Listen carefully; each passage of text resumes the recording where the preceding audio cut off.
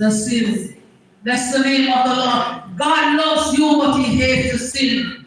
Praise the name of the Lord. Praise God. There's a saying that says sin is like a credit card. You know, I was coming from Kingston one day and I was on the boulevard and I saw this on a church. I don't know. Brother Marvin probably traveled Kingston or drive at the boulevard. I don't know if you have seen it or any one of you. He says sin is like a credit card.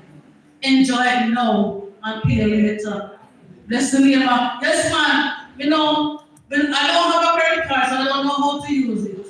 Praise God, but the person that have credit card know how it works. Yeah man, when you have they call it, what you call it? The people that have credit card.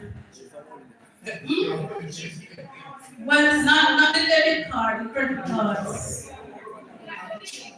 The limit, right? Yeah man. And when you put on that amount of money on it, glory to God, you just flash your credit card. You just a shop, that's how sin is.